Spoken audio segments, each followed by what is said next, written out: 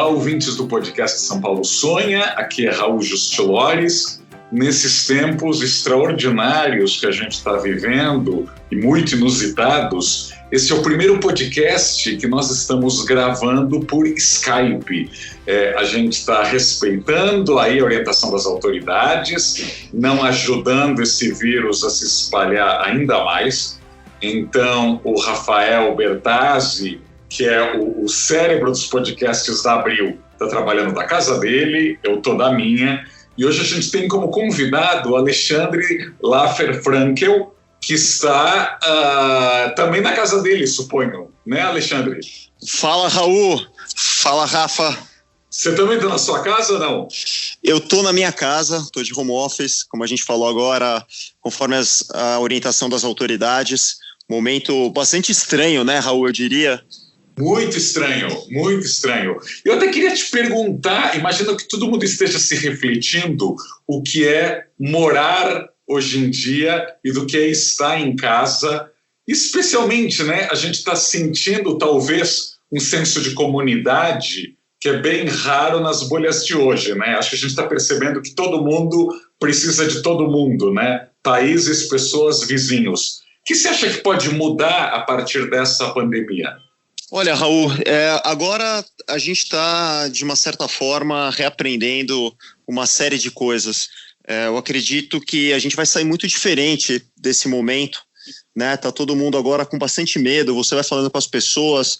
Hoje, agora, antes de entrar aqui no nosso podcast, eu estava falando com o pessoal de fora, alguns investidores nossos, e você sente que ninguém sabe muito bem o que fazer. Eu espero que a gente escute esse áudio daqui a algum tempo e fale, olha que loucura aquilo que a gente viveu e que faça parte de algo do passado.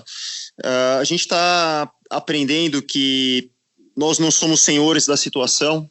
Existia uma situação de muito otimismo em toda a sociedade, na economia, estava todo mundo acreditando muito no novo Brasil, né, no crescimento, numa nova era. E de repente a gente é acometido por algo totalmente exógeno à nossa vontade, totalmente fora de controle, que dá uma freada brusca nas nossas vidas, na economia, coloca todo mundo sobre forte apreensão.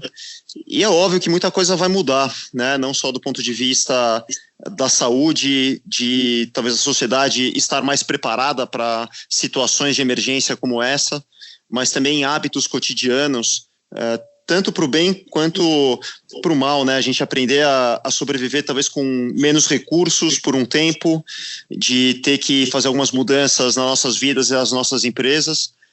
Por outro lado, a gente já está vendo que é possível fazer muita coisa remota, muita gente falando, estou passando mais tempo com a minha família do que eu passava anteriormente.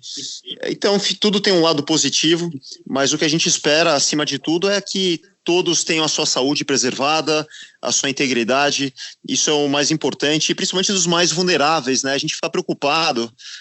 Graças a Deus, todo mundo que escuta esse podcast, naturalmente, já conta com uma situação privilegiada só de ter acesso a esse conteúdo.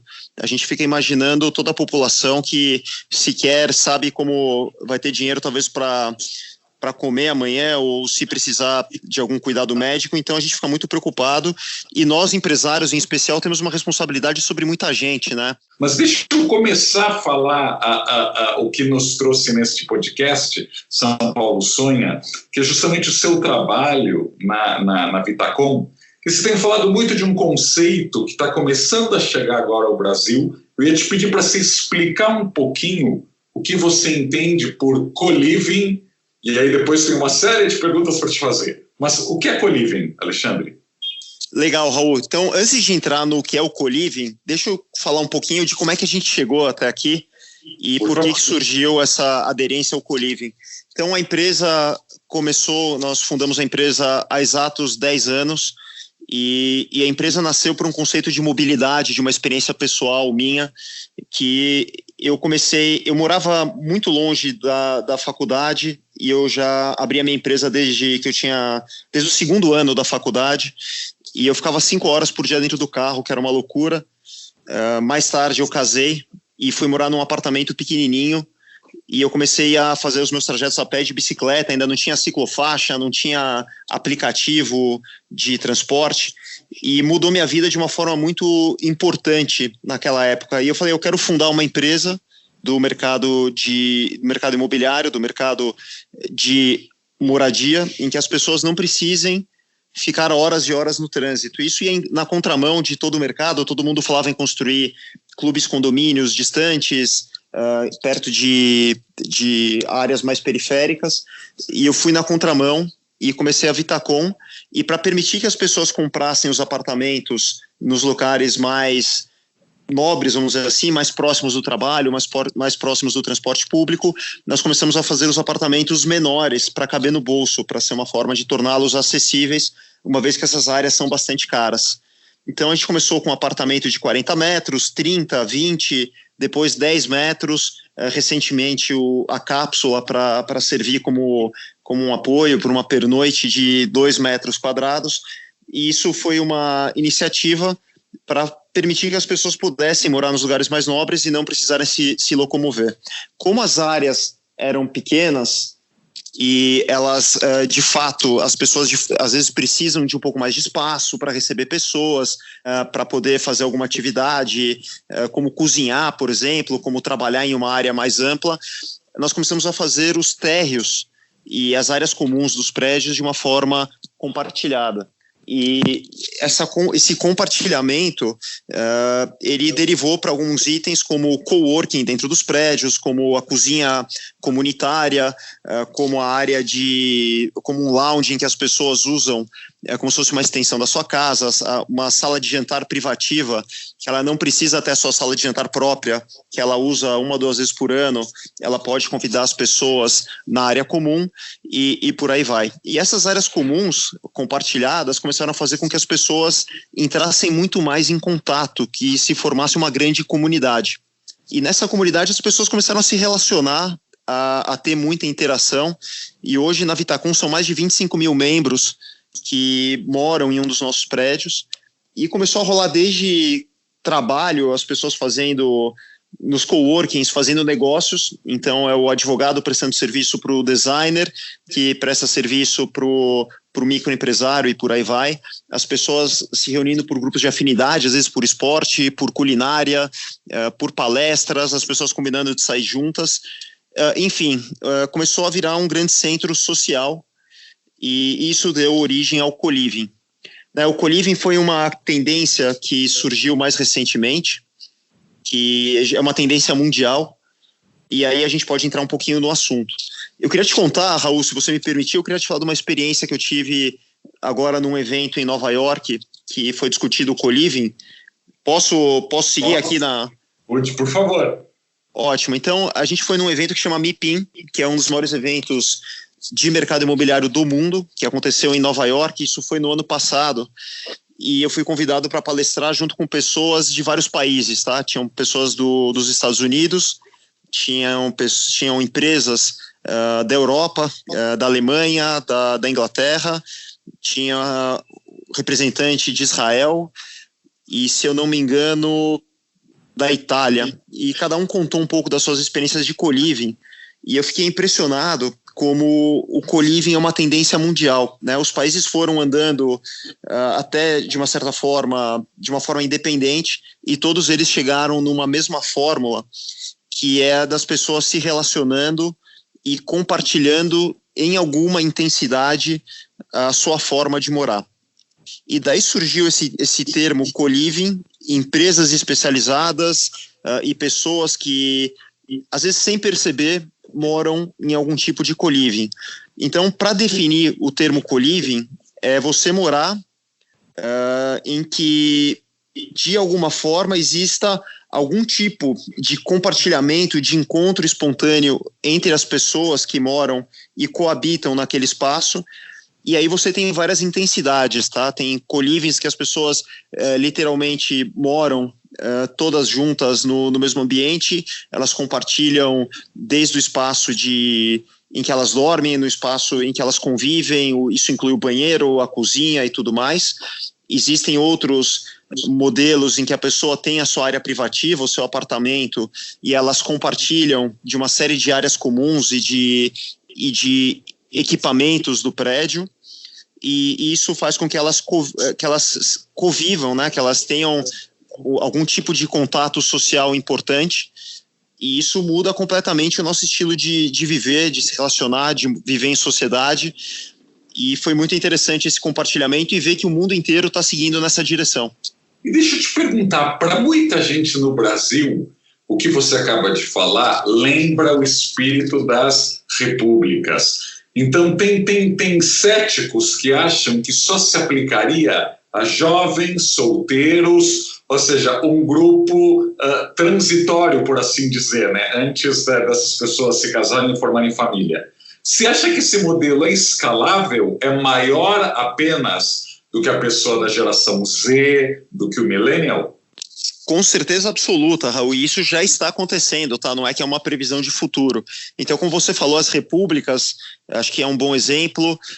Eu também tive algumas vezes na minha vida em kibbutz, que são aquelas vamos dizer, comunidades que eram baseadas em agricultura. Hoje elas são industriais, elas são de tecnologia, mas que as pessoas vivem também compartilhando uma série de equipamentos, como é um refeitório comunitário, você tem equipamentos de lazer comunitário, tem as próprias fábricas em que os moradores trabalham na fábrica e por aí vai.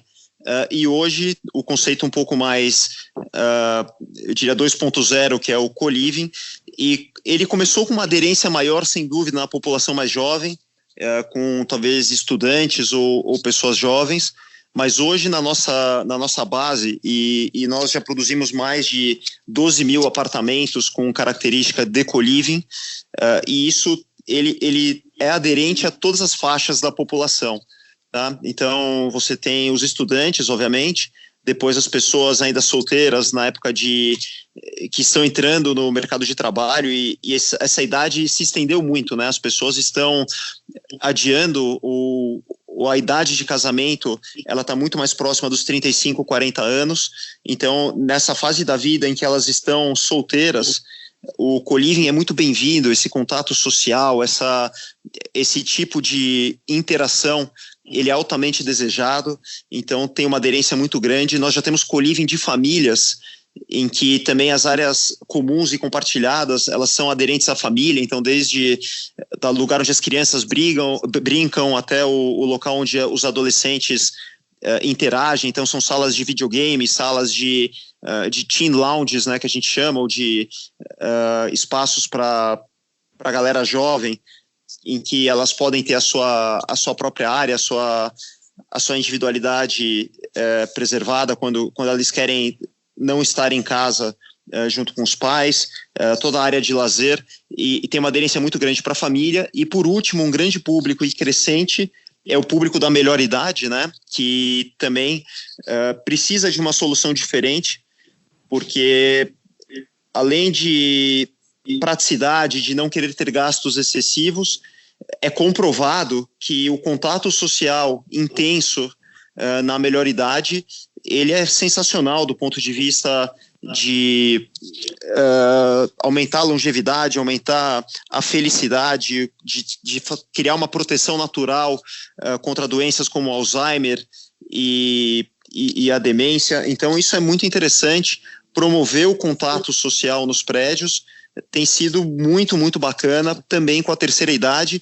E eu sou um fã, Raul, acredito como você, quando você tem não só a densidade, mas a diversidade nos prédios. Então é o pessoal da melhor idade convivendo com o pessoal jovem, você tem uma troca muito interessante de ideias, de pensamentos, é altamente complementar.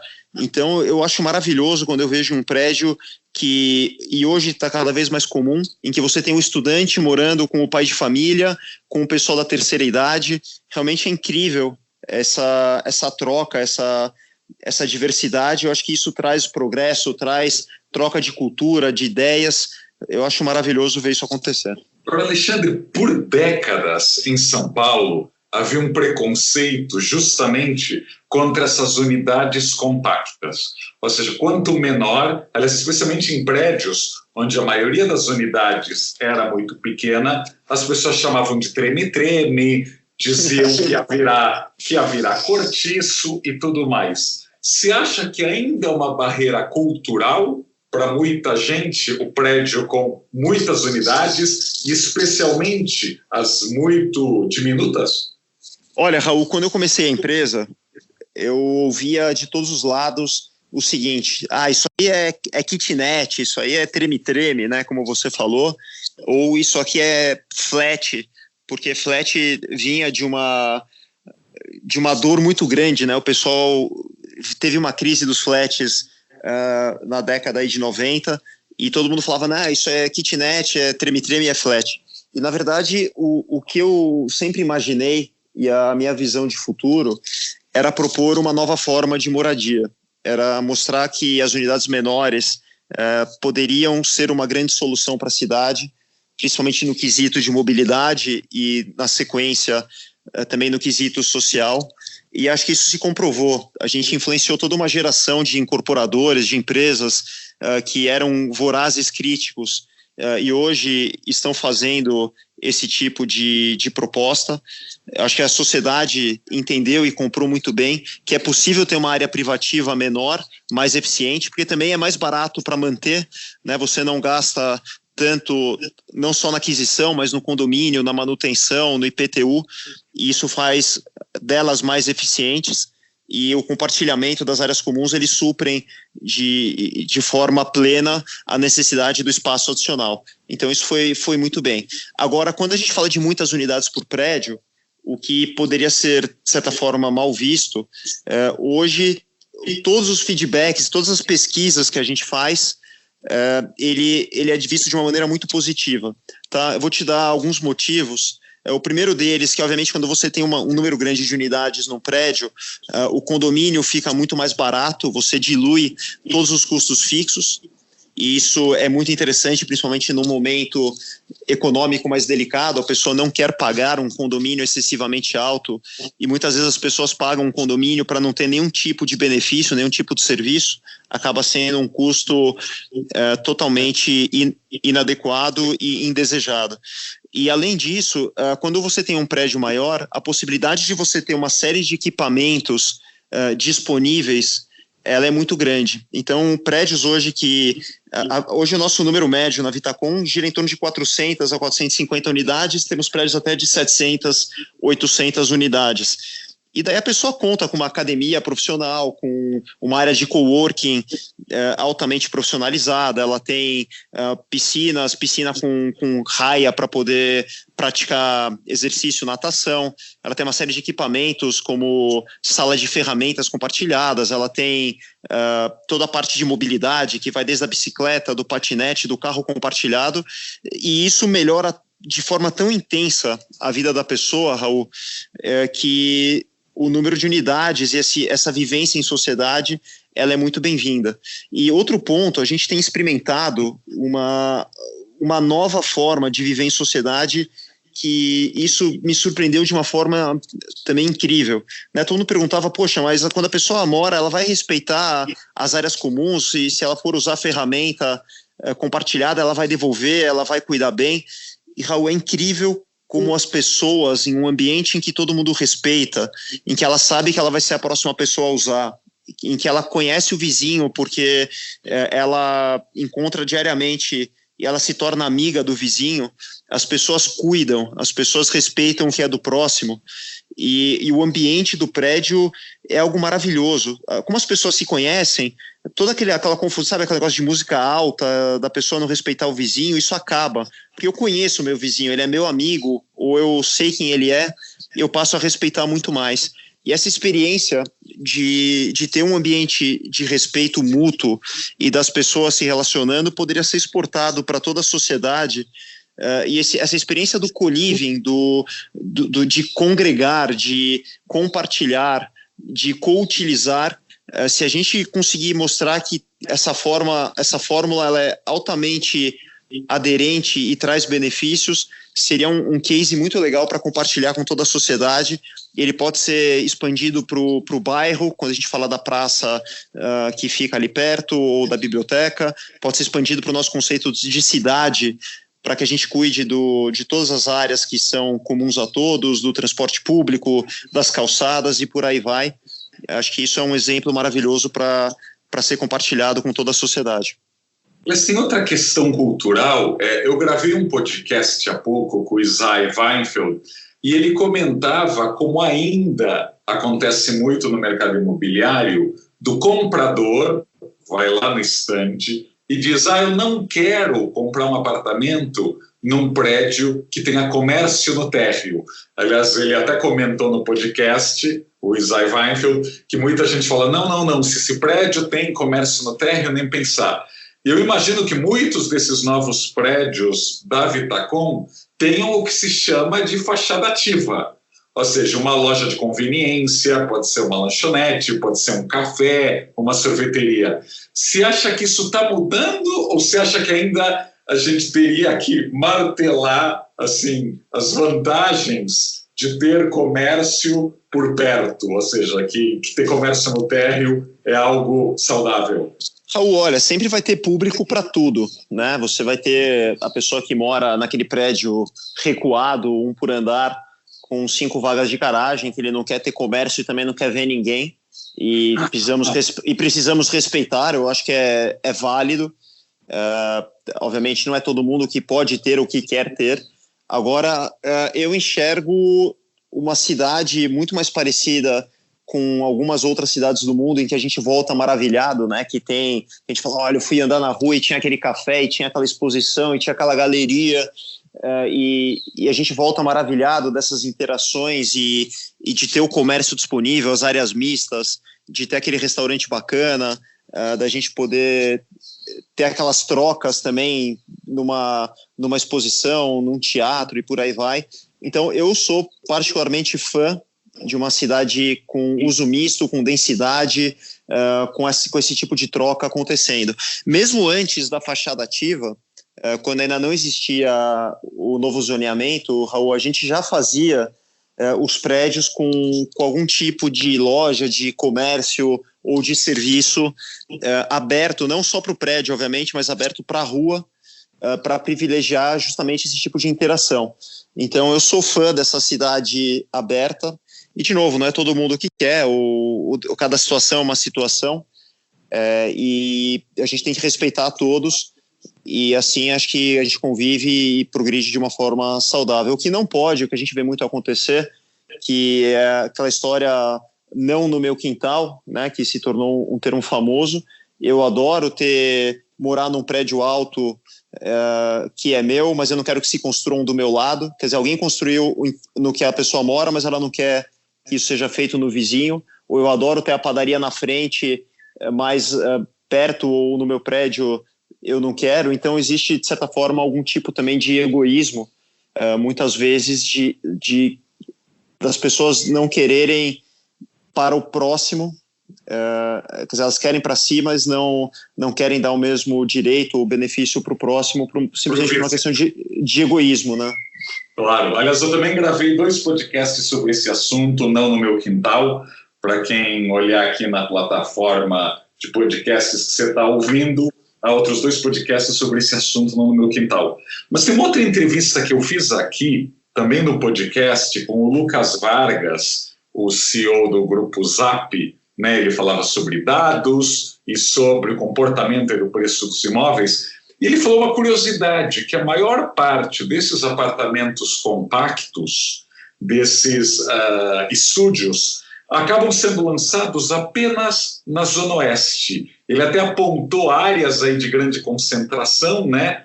Perto da Faria Lima, perto da Rebouças, agora perto da 9 de Julho, mas ele dizia que em outras áreas da cidade, Zona Norte, Zona Leste, mesmo a Zona Sul, ainda tem poucos. Eu queria desmembrar essa pergunta em 2. Por que ainda é tão restrito a Zona Oeste, né? E o que você acha que faltaria para que esse tipo de moradia fosse mais acessível e mais fácil em outras regiões da cidade? É uma excelente pergunta. Bom, a primeira resposta, e mais óbvia, Raul, existe uma concentração de trabalho, né, nas zonas de trabalho da capital. Elas estão concentradas em algumas regiões e, obviamente, a demanda hoje, que são as pessoas querendo morar perto dessa oferta de trabalho. Então, isso é um dos grandes fatores determinantes. Outro fator importante é a proximidade do transporte público, principalmente das linhas de metrô. Então, as pessoas buscam as linhas e o transporte público, também o ônibus. Outro ponto é o zoneamento da cidade, em que foram incentivados os prédios nos corredores de transporte e por isso também, onde existe oferta de terrenos nessas regiões, obviamente o mercado migrou conforme esse incentivo, e era isso que era desejado. O mercado migrou para essas regiões para fazer os prédios onde existia zoneamento, potencial construtivo para fazê-los. Falando um pouquinho da Vitacom, a gente fez muitos prédios na zona central também, foi um ponto importante. Na zona sul um pouco menos, e na zona leste a gente começa a lançar os primeiros prédios, se Deus quiser agora com a retomada do mercado, aí no longo do segundo semestre, que também eu acho que vai ter bastante aderência. Mas outra coisa que é importante a gente entender em relação aos estúdios é que existe uma mudança da demografia muito importante, né? O mercado, em algumas cidades como São Paulo, o número de pessoas morando solteiras ou uma residência de uma pessoa só, esse número deve chegar a alguma coisa perto de 40%, 50% nos próximos anos, pela característica da população. A outra grande parte da população vão ser famílias pequenas, né, que seria o casal com um ou dois filhos, e essa configuração que deve representar cerca de 80% a 90% de todo o mercado imobiliário, dos novos produtos que vão ser lançados. E a exceção disso vão ser os 3 e 4 dormitórios, seriam famílias maiores, apartamentos mais caros, que vai ser uma produção relativamente pequena. Então, tendo essa nova característica da demanda e da população, obviamente os estúdios, os apartamentos compactos também, e hoje a gente está produzindo apartamentos de 30 a 35 metros também para famílias. Essa vai ser a nova característica do mercado imobiliário. São apartamentos menores, que são acessíveis, que cabem no bolso, para atender os públicos de pessoas solteiras e pequenas famílias. Você falou de bolso, essa palavra mágica, especialmente neste ano imprevisível.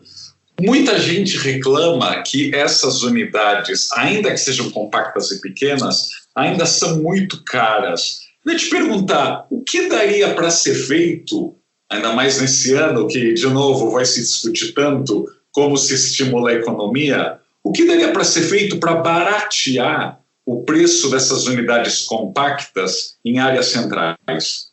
Legal, então a composição de preço de um apartamento, Raul, sem me estender muito, ele é composto principalmente pelo terreno, o que você tem que pagar pela terra, e ele é dividido pelo número de unidades. Existe um custo importante que é a outorga, que é paga para o poder público. Na verdade, é um imposto que nós, incorporadores, pagamos, mas que, obviamente, ele reflete no preço da unidade e o custo da construção. Então, ao contrário do que muita gente imagina, a margem do setor, ela é uma margem relativamente pequena, tá? Por todo o risco e por toda a dificuldade da cadeia construtiva. Então, o empreendimento ele demora cerca de 4 a 5 anos para ser feito, tem você assume riscos em relação ao custo de construção, a economia pode mudar nesse meio tempo, enfim, a margem ela é adequada. O que eu vejo como algo a ser feito neste período, em primeiro lugar, e vai existir uma flexibilização maior da compra de terrenos, então esse insumo deve diminuir um pouquinho. O custo de obra também, ele tem pouca margem, pouca elasticidade, mas ele deve também ter um pouco de deflação, e principalmente se houver uma redução do custo de outorga ou isenção, que seria mais propício para não travar o mercado, para produzir unidades mais baratas e o consumidor poder comprar unidades mais baratas, e algum tipo de incentivo do ponto de vista de impostos e de financiamentos mais baratos, seria possível produzir unidades também mais baratas e, no fim, permitir que mais pessoas possam ter acesso ao seu apartamento, à sua casa, o que seria muito bom para a sociedade, não só como a gente prover uma necessidade básica, mas também geração de empregos e movimentação da economia.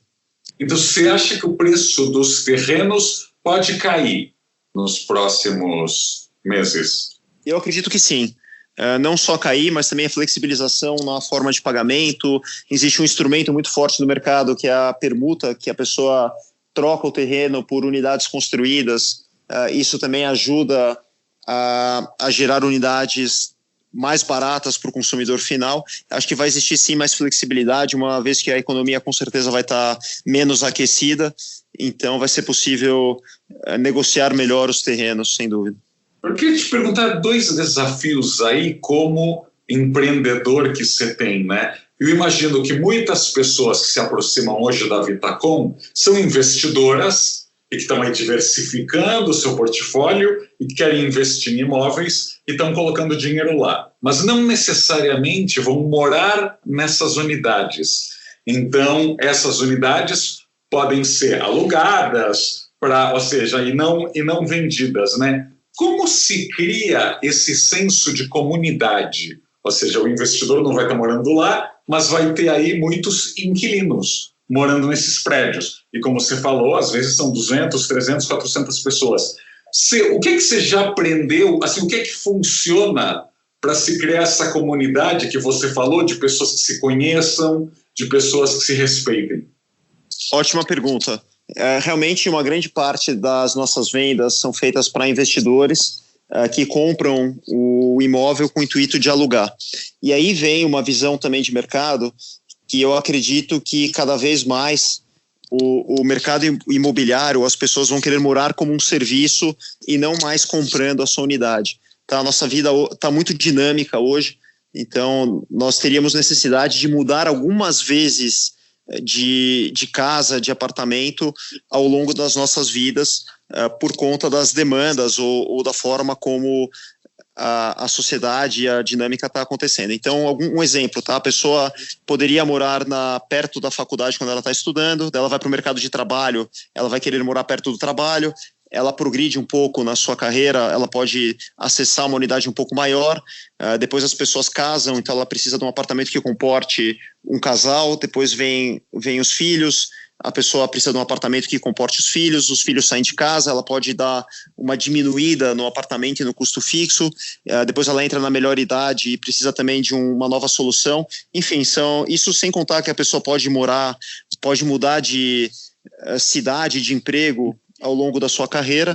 Então, na minha visão, não faz sentido uma pessoa imobilizar o dinheiro num financiamento de 30 anos e morar num único apartamento a sua vida inteira, uma vez que as vidas das pessoas ela vai sofrer mudanças ao longo do tempo. Então, a moradia como um serviço, hoje a gente conhece como aluguel, tá? Eu acho que isso vai mudar e vai mudar de uma forma bastante rápida. A gente vai ter um tipo de moradia dinâmica, com soluções muito mais eficientes do que tomar um financiamento por 30 anos. Daí todo mundo me pergunta, poxa, mas e a segurança da casa própria, o sonho da casa própria? Na verdade, existe uma ilusão, porque se você deixar de pagar o seu financiamento, se você deixar de pagar o seu condomínio, o seu IPTU, a casa própria, ela também vai ser ameaçada. Tá? Quantos e quantas pessoas deixaram de pagar condomínio e tiveram os seus imóveis leiloados? Quantas pessoas não conseguiram pagar o financiamento e tiveram que se desfazer ou perderam o seu imóvel? Então, eu sinceramente acredito que a pessoa deve permanecer com seus recursos, vai investir na sua carreira, no estudo, vai empreender. Acho que existe uma forma melhor de ter a moradia, de acessar a moradia através de um serviço.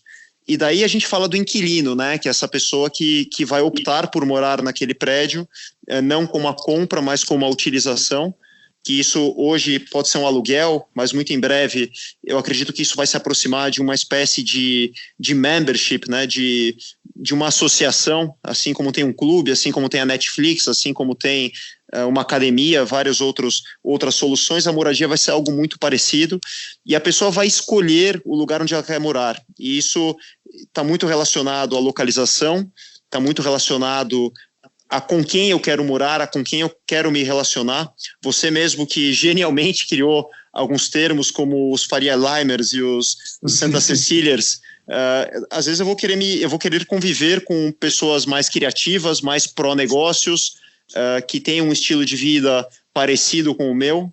Às vezes eu estou numa fase de vida em que eu quero estar próximo de uma certa faixa etária, e eu acredito muito nisso, e esse senso de comunidade, esse relacionamento, ele acontece de forma natural, né? Se eu tenho essa afinidade, se eu estou aberto a isso, essa mágica da comunidade, do relacionamento, de você criar relações em vários aspectos, ela acontece naturalmente, e acho que aí você tem uma nova forma de contato social, de aproximação, não só pelo WhatsApp, mas também nesse contato social que é tão importante, e a moradia passa a ser um dos pontos principais, o ponto-chave desses nossos relacionamentos.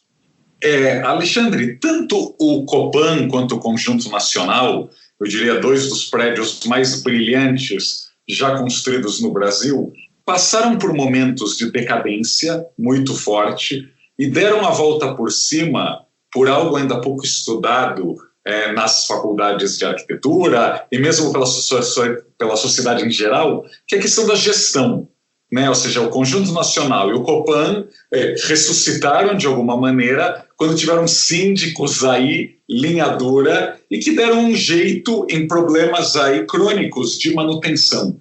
No caso dos prédios da Vitacom, especialmente nesses que você falou, que vão ter 500 unidades, 600 unidades, você já prevê aí uma gestão diferente? Ou seja, colocar tanta gente se comportando sob o mesmo teto? Sim, Raul, acho que tem um ponto excelente que você comentou, e muito dessa decadência ela acontece porque uma das únicas formas de você colocar um empreendimento de pé no Brasil é você vender isso de forma pulverizada para uma série de proprietários, seja ele morador ou investidor. Em algum momento, vamos pegar numa crise econômica em que as pessoas não tenham dinheiro, não vai ter recurso para fazer uma reforma, você não tem uma reserva no condomínio para poder fazer uma manutenção de fachada, por exemplo, de um elevador, e muitas vezes, por conta dessa falta de recurso e desse alinhamento entre todos os moradores, afinal aquilo se torna uma democracia e talvez uma gestão também que não seja tão eficiente, aqueles prédios entram em decadência, ele não tem renovação, ele não é bem cuidado, e a gente vê casos como o Copan, que durante muito tempo ele entrou numa decadência. O que a gente faz em relação a isso? Tá? A Vitacom está desenvolvendo uma série de prédios proprietários que não vêm à venda. Então, são prédios que pertencem à nossa companhia e nós administramos ele de uma forma profissional, e essas unidades são alugadas. Então, existe uma gestão profissional. Esse prédio vai ser renovado, esse prédio vai ter uma administração eficiente para garantir que ele esteja bem cuidado, que vai ter um bom serviço, e assim ele não entre em decadência. Esse é um novo modelo que já é amplamente difundido pelo mundo inteiro e ainda é uma novidade no Brasil. E existem prédios que são vendidos desse modelo pulverizado para vários proprietários. E o que a gente faz nesse caso é, primeiro, colocar uma gestão profissional inicial, né? Nós ficamos como gestores do prédio durante os primeiros 4 anos para garantir uma boa implementação. Nada impede que isso mude ao longo do tempo, afinal é uma democracia. Nós fazemos um custo de condomínio muito, muito eficiente, Raul, e isso é fundamental, porque se o custo for eficiente e não faltar dinheiro, aquele prédio tende a ser bem cuidado, tende a ficar atualizado. e muitas vezes no passado não se pensava nisso, né? Ele tinha um custo de operacional muito caro, precisava de muita gente para operar, muitos dos equipamentos eles se deterioravam muito rápido, e acho que isso cabe ao empreendedor pensar e garantir que não aconteça de uma forma intensa e prejudique o prédio no futuro. Então são cuidados que precisam ser levados em conta para garantir o bom funcionamento. Depois eu queria te falar um pouquinho de uma outra iniciativa, que é a plataforma de locação, que é o que eu acredito sobre o futuro da moradia. Me conta, não me fala. Legal. Então, no ano passado, nós criamos uma plataforma que é a House, e a House ela nasceu dentro da Vitacom como para dar suporte para os investidores que compravam um apartamento. Eles queriam locar o apartamento, mas eles não tinham ninguém que fizesse esse trabalho por eles. Então eles recebiam um apartamento pelado, né, como ele habitualmente é entregue no mercado. Então ele tinha que primeiro mobiliar ou deixar aquele apartamento em condições de habitabilidade e depois fazer a locação, e ele ficava totalmente na mão. Na verdade ele recebia um passivo, recebia um boleto de condomínio, um boleto de IPTU e um apartamento inacabado. E nós criamos a House como uma plataforma que ela tem como intuito prestar o serviço para aquele proprietário de fazer uma locação e garantir para ele a rentabilidade, tá? Isso do ponto de vista do proprietário do imóvel que almeja a renda. Então ele entrega na nossa mão, o apartamento ele é mobiliado de uma forma eficiente, assim, com um custo super otimizado, e ele começa a gerar renda já no primeiro mês. Nós já temos a demanda, tem uma distribuição digital para mais de 50 canais, e existe toda uma operação em que ele acompanha digitalmente, ele vê como se fosse um fundo de investimento, ele acompanha online tudo o que está acontecendo com o apartamento e recebe o aluguel no fim do mês. Então é super simples, ele não tem trabalho nenhum. Agora, o que é mais legal é da ponta do usuário final, que daí entra o conceito de co-living, e essa experiência da Vitacom de mais de 70 prédios, a gente transferiu esse know-how para a plataforma de locação, que ela tem como objetivo prover a moradia como um serviço de uma forma totalmente flexível. A flexibilidade acho que é um ponto fundamental nessa equação, que a pessoa pode morar de um dia até 3 anos, 5 anos, e ela faz ela contrata essa moradia, ela formaliza um contrato de aluguel com a mesma facilidade que ela chama um meio de transporte por aplicativo. Então, em 3 minutos, ela decide morar em um apartamento, ela faz a visita virtual e ela pode morar por 3 anos. Então, na nossa visão, o futuro da moradia é a pessoa poder ter um serviço flexível em que ela possa mudar a qualquer momento, não tem multa, não tem entrave, ela pode mudar do tamanho do apartamento, de localidade. Se ela mudou de emprego, ela pode ir para outro bairro, se ela mudou de cidade, ela pode mudar para outra cidade e por aí vai. Então a nossa visão é começar a prover a moradia como um serviço, e um serviço totalmente flexível. Junto a isso tem todos os serviços que você possa imaginar que facilitam a vida da pessoa, desde a manutenção. Então, precisei consertar um vazamento, precisei trocar uma lâmpada, o meu ar-condicionado está com algum problema, então já tem toda a parte de manutenção. A gente cuida desde a limpeza, da troca do lençol, da troca da toalha. Então, tudo aquilo que pode tirar o nosso sossego e o nosso tempo no dia a dia, isso já está resolvido. Então, a ideia é que a moradia seja algo fluido, sem nenhum tipo de atrito, e as pessoas comecem a morar como um membership, que a gente falou, como uma associação, e não mais no modelo antigo. Então, essa é a transformação, e isso é proporcionado não só pela tecnologia e pelo modelo de negócios, mas também pelos novos hábitos das pessoas. Ele começa na geração Z, nos millennials, mas ele começa também a atrair um grande número de pessoas que entendem este formato como muito mais eficiente para suas vidas. A pessoa está mais solta, mais aberta para poder levar a vida de uma forma mais leve, poder ter as mudanças ao longo do tempo. E eu acredito muito nessa nova forma de moradia para os próximos anos. Alexandre, e última pergunta, que é um clássico aqui do podcast: que lugar, que coisa você mudaria ou melhoraria na cidade de São Paulo? Qual seria o seu sonho de transformação de algum lugar da cidade? Olha, Raul, eu vou falar mais do que um sonho de transformação. A grande transformação que eu imagino é a moradia acessível para todo mundo. Nós temos um déficit gigantesco para as pessoas que moram de uma forma totalmente inadequada. Não estou nem falando só de favela, tá? Estou falando de morar longe, de morar com uma vida que não é bacana para nossas famílias, longe de qualquer escola, de creche.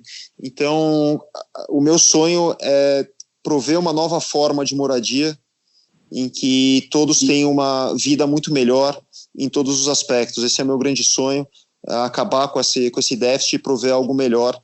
E é isso que eu venho trabalhando e, com certeza, agora com novos formatos, criando um impacto infinitamente maior e positivo na sociedade. Esse é o meu sonho.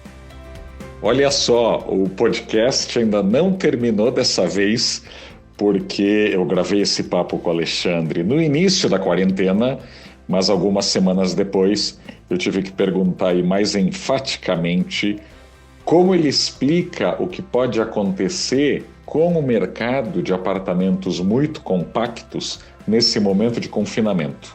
Olha só o que ele me respondeu. Muita gente perguntando, nesse momento de quarentena, como está sendo a vida num apartamento compacto. Primeiro, salientando o ponto positivo, que se não fossem os apartamentos compactos e, por sua vez, mais econômicos, muita gente não teria acesso agora à moradia própria ou a um apartamento para praticar o isolamento. A falta de espaço é, sim, uma questão importante. Muitas das pessoas contavam com as áreas comuns dos prédios como um apoio, como uma extensão de suas casas, e durante este momento elas vão estar mais reclusas a uma área privativa menor. Para minimizar esse impacto, nós estamos fazendo uma série de atividades, de ações entre a nossa comunidade e torcendo para que em breve essa quarentena ela seja gradativamente relaxada e as pessoas voltem às suas vidas normais. Mais algumas boas reflexões, e você que é ouvinte aí fiel do podcast São Paulo Sonha, eu te peço encarecidamente para se inscrever, tanto no nosso YouTube quanto no Spotify, para ser avisado sempre que tiver um novo episódio e também para ouvir os últimos episódios, né?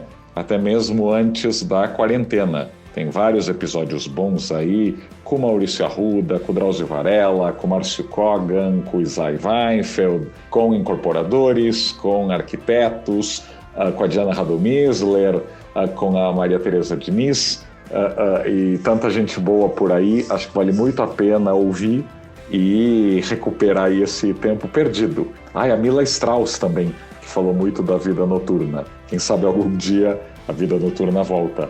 Fiquem em casa e pensamento positivo.